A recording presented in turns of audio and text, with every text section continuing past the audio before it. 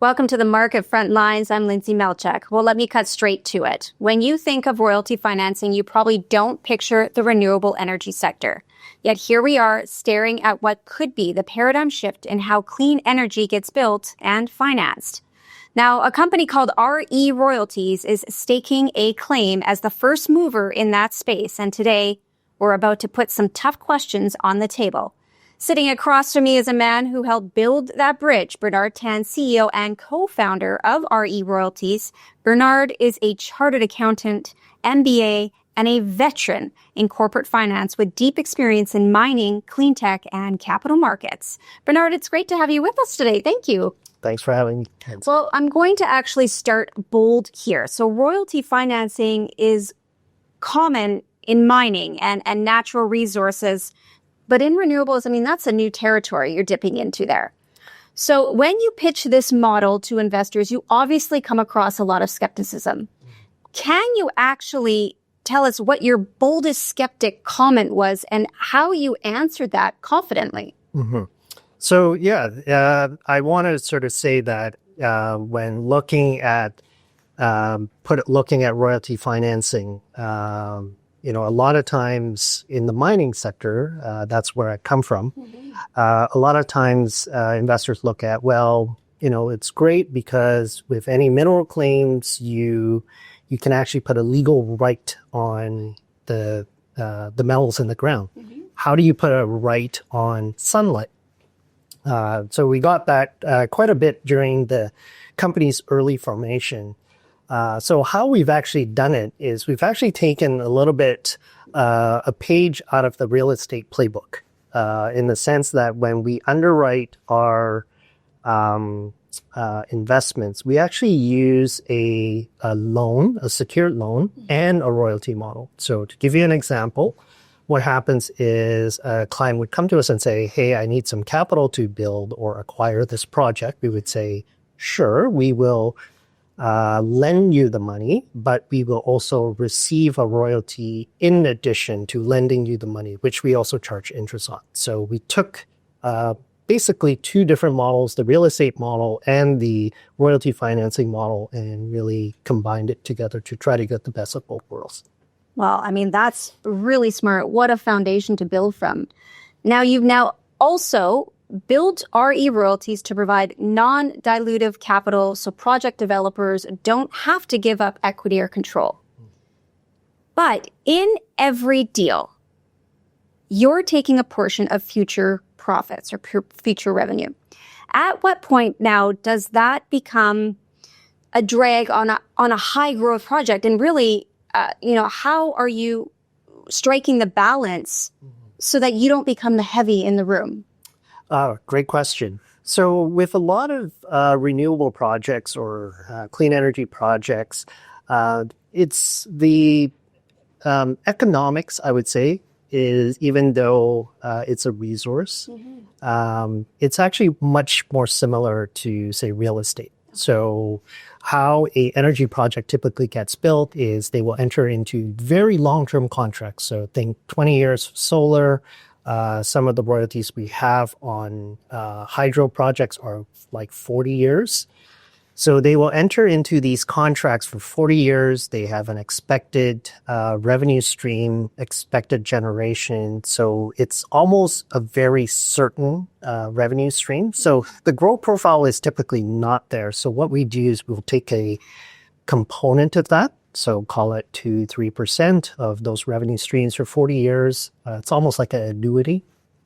But because we use the loan and royalty model, we get the original capital back after 2 to 3 years. Okay. Once we get that capital back, we will then go to another client or sometimes the same client and do it on their next project. So using that same capital, which we earn interest as we deploy, we also get royalties each time we redeploy it. So that's how we actually create that growth. When you have royalty 1, royalty 2, royalty 3, that adds on over time. Well, I mean, there's definitely some experience behind this. You can tell for sure. Thank you. Bernard, that brings me to the risk side of things then. let's talk about downside. If interest rates spike or electricity markets crash or government incentives, they vanish, how protected is your royalty book then? In one of these scenarios, how do you defend your capital base and ensure you don't become over-leveraged? Yeah. So in terms of interest rates, over the past few years, we have seen interest rates go up. Yes. So one of the things that ended up happening was we were actually able to pass those interest rate costs to our clients. And the reason behind that is because a lot of their energy, because it's inflationary, energy naturally goes up as well. So we didn't really see a lot of impact as a result of that inflationary environment. Most of the projects we underwrite are essentially projects that are already operational. So, there's very few things that can go wrong if you think about a hydro dam here in British Columbia, you think about a wind farm in the Midwest or Alberta. Once it's built, typically the energy never gets shut in. It just produces and continues to deliver energy into the grid over its lifetime. So we like those projects. What we don't invest in are typically near-term or new technologies because the length of time to mature and for those investments to reach revenues can take a while sometimes. Being the ex-mining developer, I know how long it takes for large industrial projects to come online, and I'm not young enough anymore to wait. Smart. Okay, so let's flip then from risk to strategy. You've said you invest globally across technologies and you avoid exotic bets like unproven carbon capture. Okay, what's your criteria for commercially proven that? That's one part of the question. I mean, give me an example of a deal you walked away from because it just didn't meet your threshold. And what did that actually teach you about your investment discipline? Yeah. So one of our critical components of how we invest, as you mentioned, is the fact that we only invest in commercially proven. So commercially proven, what we need to see are typically, technologies that are very well dispersed. So solar and wind have been around for quite some time, decades. Yeah. And what over those decades, the cost to produce a solar panel have come down quite drastically. Energy storage was one. So batteries was one that was, I would say, emerging probably about 5 years ago. It's definitely no longer emerging. Lithium-ion batteries, are used in many different locations. There are some that we won't really look at, the more emerging technologies within batteries. So I would say that, they need to have a large commercial base to be able to penetrate, to be able to sell those batteries. That's what we will generally try to ensure. The other thing with diversification as well is we tend to be contrarian. A lot of times with energy policies, whether you're doing fossil fuels or renewables, tends to get very politically charged depending on which side of the aisle you're on.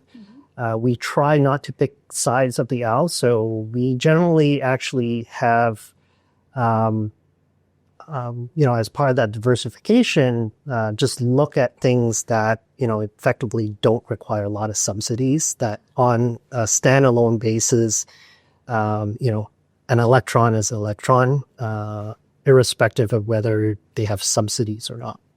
So are you seeing a difference between your customers maybe or your clients that are American-based compared to Canadian-based? Yes, absolutely. So we're seeing a much larger demand from our American clients right now and prospective American clients in terms of deal flow. How we're actually separating those deals are, again, for development projects, that's far riskier. But for operational projects, we have a client that's acquiring an operating wind farm It's a stranded asset in the U.S. Currently. Those are, as safe as it can get. So we do sort of distinguish, a good example is British Columbia. We've been around for roughly about 9 years. It's been a challenging environment from a renewable deal flow perspective in British Columbia. And yet we have a, clean energy focused, left-leaning government. So it is quite interesting. Alberta has been also quite an interesting province for us to find and secure deals. It tends to ebb and flow. Same with Ontario. Our largest portfolio is currently in Ontario right now. Wow. So do you see progress forward in Canada? Yes, we definitely do. It does ebb and flow province to province. Similarly, in the U.S., I would say, it's for a little while when the Biden administration was in power, we found a lot of opportunities in Republican states. Now that we have a Republican administration, we're actually finding a lot of opportunities in Democratic states. Wow. So it's the ability to not, shoebox ourselves into a specific jurisdiction, specific country, specific technology is really, that diversification keeps that growth going. Well, that's what we want to hear. We want to hear growth. Now, we have quite a few hardcore investors that actually listening. And with that, obviously comes some very deep-seated questions. Mm-hmm. So dividend yield, capital protection, growth, you claim all three. But many yield plays collapse when growth capital, when it gets tight. So here's actually the quarter case. If cash flow is constrained or anything else that happens, which priority are you preserving? Are you preserving loan collateral or funding new growth? How do you communicate this, whatever your priority is, towards your shareholders without scaring them? Yeah. So great question. I always get the question of, can you be the best of all the different worlds? Yeah. And I think part of the answer is yes, we can. And the reason behind that is if you think about capital protection, that's really what underpins our investments. Right. When we make an investment, we are secured against, the physical assets of those. And when our clients don't repay back, we basically go in and we get the attributes of those assets. It's like in the mining, you go in and suddenly you own a mine. We suddenly own solar or battery assets. So that's really how we sort of keep that base. I mentioned earlier that when we underwrite projects, a lot of times those projects have very long-term contracts. Mm-hmm. So it's a very predictable income stream, unlike, a business, a manufacturing business, or unlike a mine that has commodity volatility, pricing volatility, resource volatility. You generally know how much sunlight you get per day over the course of 20 years. That's fairly predictable. So you know what that income stream looks like. The technology is relatively low maintenance, so you don't get things like strikes, or labor disruptions that can cause delays or cost inflation. So that helps to ensure that from a dividend standpoint, it's very predictable. Mm-hmm. On the growth side, I would say that's probably the one that's the most unique aspect. So a lot of our growth is driven by the ability for us to recycle capital. Right. So if you think about most, financial sort of investors, they like to, when you go to a bank and you take out a mortgage, and if you have to repay that mortgage early, there's generally a pretty big fee that the banks charge because they don't want to reinvest that money. We actually take that concept and reverse it. So we actually encourage and incentivize our clients to repay back early. Part of the reason is because when we get that capital back, we can then recycle it to create additional royalties. So generally what we do is that we will incentivize them by not having any fees, so it's fee light. We will incentivize them by providing a bonus, either through a reduction in the original royalty or a lower interest rate, so that they repay us back. And we've had several instances where our clients repaid back us early. So for us, we then take that capital, create new royalties, so we can really drive that growth. And really, I think right now, currently in our deal flow pipeline, we have roughly about 60 million in contracted letters of intent to finance. And we have roughly about 200 million in terms of deal flow that we're doing due diligence on. So I want to actually bring the focus then from that back to risk, actually. When you're looking at a deal and your underwriters are looking at the company as well and writing their thing, do you actually look at the risk management profile as well? Using companies like Marsh or using companies like Willis, do you then dive into what their coverage for, what they need more of? How does that work? Yeah, it's so our team that we have doing due diligence are primarily ex-developers. Okay. So Peter has built wind farms, energy storage, Alistair, Shane, Bryce, they all sort of have that engineering background, and also, they've built projects they understand. So when we go in, we look at it primarily from a developer's perspective, because that's really our core skill set. With that experience, you tend to focus on the areas where, commercially where those risks are. So to give you an example, we had a group that came to us, that had a 20-year Fortis contract, so great counterparty. It was contracted, but then operationally, we knew that it was extremely challenging, even though there was these contracts in place to actually get the plant up and running. And the economics, even though it was very attractive, there were just too many things that can go wrong. I like to sort of tell my team, it's when those royalties are sort of running and continue to operate, basically you park it and you forget it type of investments. And once it works the first time, we've had clients that come back to us, they're now on their third and fourth transaction with us. Well put. Well, thank you so much for joining us here today. This has been such an insightful conversation, and I look forward to having you back. Thanks, Lindsay, and it's great to have that conversation with you. Absolutely.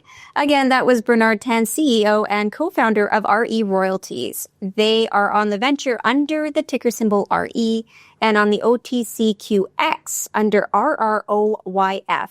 Be sure to flip over to reroyalties.com to dig into their project's royalty portfolio and investor disclosures. Stay sharp out there. I'm Lindsay Melchek, right here on the Market Front Lines. We'll see you next time.